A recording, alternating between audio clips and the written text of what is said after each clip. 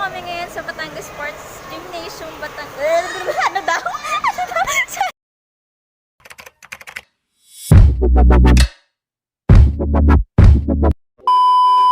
Guys, this is Monique Gertrude Javier. Welcome to my YouTube channel, and kung hindi ka pa nakasubscribe, don't forget to subscribe and also click the notification bell so that you'll be notified sa aking mga next vlog. For today's video guys, nandito kami sa Batangas. Kasama ko yung mama ni Irish. Ayan, hi po tita. And si Irish. Huwag kayo na makikita ka sa YouTube. Yan, ang likod. And si Raisa. Papunta kami ngayon sa Batangas dahil meron kaming karate promotion. And kinakabahan kami. Sana makapasa kami sa exam para maging yellow belt na. Hi na Irish. Shout out mamaya. Mamaya tayo mag-shout out pag nandala tayo. Bye-bye! Later po ulit! Kaka.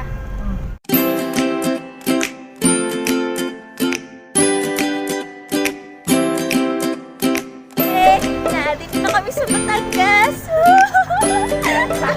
Ayun po, yung Batangas City Sports Center. Kayo na ineng!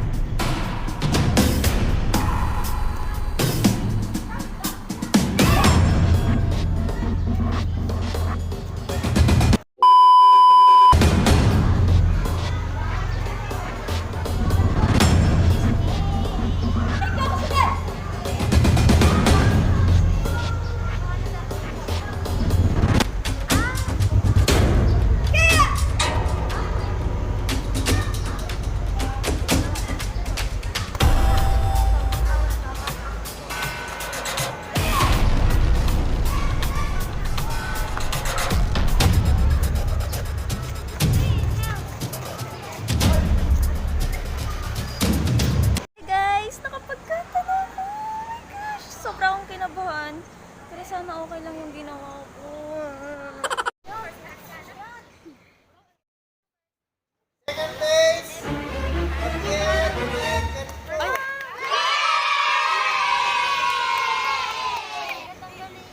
Guys!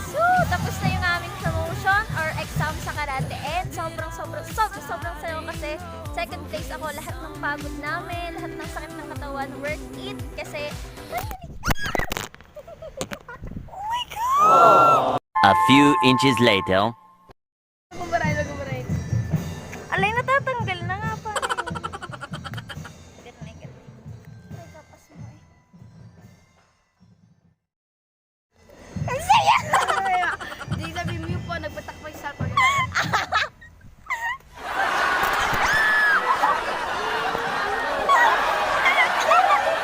Ala, natanggal na! Please! Ang saya! Nagpatay yung cellphone ko. Ayan, so, ayun nga. Sobrang saya namin kasi yellow belt na rin kami. So, una kasi guys yung white belt. Sunod, magiging yellow belt ka. And kung makikita nyo kanina, meron kaming mga kasama and sila is mga violet, orange, ano pa ba? Blue, black belt, gano'n. Tapos magsisimula ka muna syempre sa white belt. Lahat naman tayo nagsisimula sa ganyan kung magkakarate kayo. Alang saya, may basag yung ano ko, cellphone. Inamanay. Irish, imik, ikaw. Abay, gusto lumabasama sa akin. Lagi, ay, mamay. Shoutout, mamay rin, shoutout. Gutom na ako. Sa ngayon po, hilong-hilo na kami. Paghanap ng aming sasakyan, nawawala. Wala dito, besh. Balik tayo. Ang init. Sikat na ako.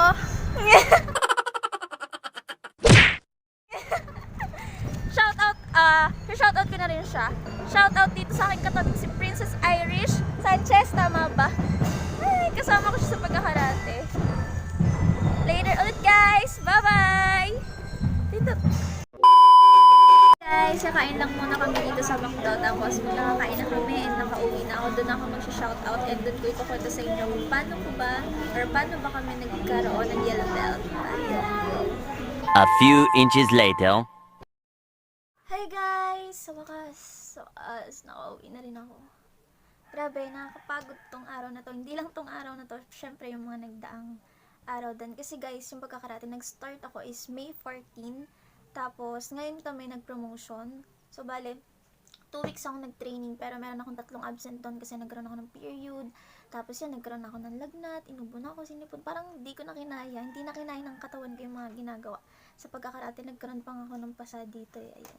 Nagkaroon ako ng Tapos, kahapon, bago tong exam namin ngayon or promotion, umiyak pa ako kasi nung pinapractice ko yung kata ko, sobrang sakit ng binti ko, lalong-lalo na yung paa ko, punong-puno talaga ako ng salampas, sa buong hita ko lang nalalagyan ko lahat kasi sobra talagang sakit. Naiyak ako kasi syempre, kinakabahan ako, baka hindi ko magawa ng maayos. Pero ayun, thanks God talaga, nagawa ko ng maayos and nag second place pa ako. Sobrang saya ko. Sobrang talaga. Kahit na, haggard na ako. Sobrang saya ko. So, ayun. And, ipapakita ko rin sa inyo yung picture ko na lang kasi hindi ko na-i-film eh. Yun yung parang isa sa pinaka mahirap na part na ginawa kanina. Yung piniringan kami, tapos hawak namin yung yellow belt.